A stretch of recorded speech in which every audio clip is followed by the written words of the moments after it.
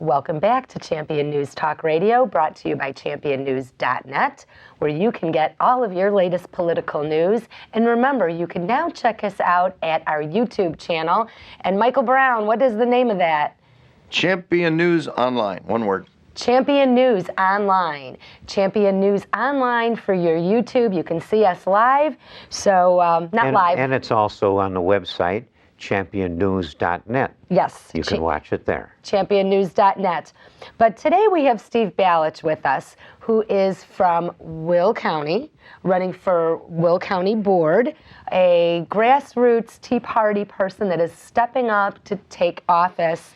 And he's had 14 in your organization, in your group. You're bringing forth 14 leaders. This is exactly what a representative republic is about. And during the break, we were talking about property taxes. A few weeks back, we all got our property tax bills.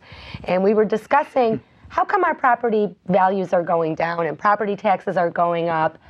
And Jack was saying I have an explanation. I have an explanation. You know, people can't understand that, and rightly so. It doesn't seem right that the value of your home on the market has gone down, but your taxes that are related to its value are going up.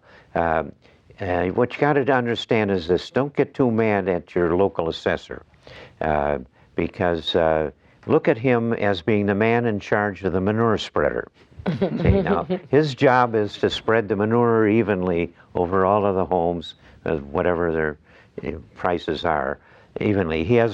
But he has nothing to do with how much manure is put on the spreader. The amount of manure that goes on there is put on by the people that are spending. And on your 2/3 of your taxes are from the education monster that has got these people whose salaries aren't going down, they're going way up. And especially these guys at the top, you got all kinds of managers of the school system like it was really complicated. Even in the lower grades, it's so complicated. You got to pay this superintendent $200,000 a year and send him off at age 55 with a pension of over $200,000. And then you've got the person in charge of finance, and you've got a bunch of assistants, and you've got the principals, and all over the place you've got these people. Let's take a look at the superintendent himself that's making, we'll say, $220,000 a year. Our listeners could go to championnews.net and look and see what all of these administrators are making. Now, just a real quick question. Every school, every district, every teacher, every administrator in the state is on the championnews.net list. Now, Jack, I'm retired, and I'm an administrator, and I'm making what Barack Obama perceives to be rich, $250,000 a year. How much, as a free market person not having a pension, how much would I have to have in a bank account to be able to get that same type of money? Well, today, many, many millions of dollars, because you don't draw interest. The strange economy we've got now, the fellows at the top have had to reduce the interest rates to almost zero to keep this thing running at all.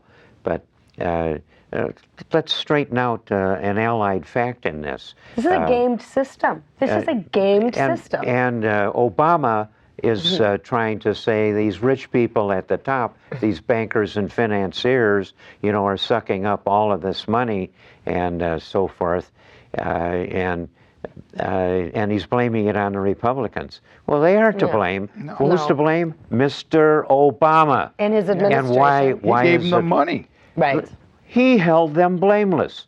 These guys at the top in the banks and other places, they took risks with the money they had. And they collateralized and they debt lost obligations. It. And who saved them is Mr. Obama. Look they packaged mortgages together and sold them off the top end to other suckers. And when that crashed, those guys crashed. And who saved them? Mr. Obama saved the big bankers. Well, who is it isn't Republicans. Those guys are kissing Mr. Obama's snoot or the other end as well. And that's how he stays in there with all the money coming out of these very rich guys that the government saved, including Barney Frank. And you might know a guy like that shouldn't be running all of the mortgages for the poor people. Well, he said Fannie and Freddie Mr. were Obama fundamentally is the guy sound. at the top end Right. of where all this immense money is going. And, you know, he isn't saving the people, ordinary homeowners. No. They're all having troubles. Yeah. But he saved the guys at the top. So Mr. Obama and all his picking on rich folks, he's the guy that's our biggest buddy. But Yeah. didn't Wall Street Absolutely. overwhelmingly support Obama? Wasn't there a huge support for him in 2008? I think that's what I remember. I'm not really sure. I believe that's Well, what all I the true. progressives That's true. and all Wall- the soft thinkers went for Obama. Sure. Look at what happened in Illinois here. If you saw the Tribune, you saw pictures, you know, on the first page of the Tribune of Mr. Obama. I thought I was looking at Lenin in Pravda, for God's sake. They sold that guy to everybody. Oh, they marketed him beautiful. Did they ever? You know what, though? We have a great opportunity because coming up in the next few months, less than a year, about a year, we have an election. Elections have consequences. And you know what? Stay with us, and we're going to talk about how we're going to win elections so we can get results.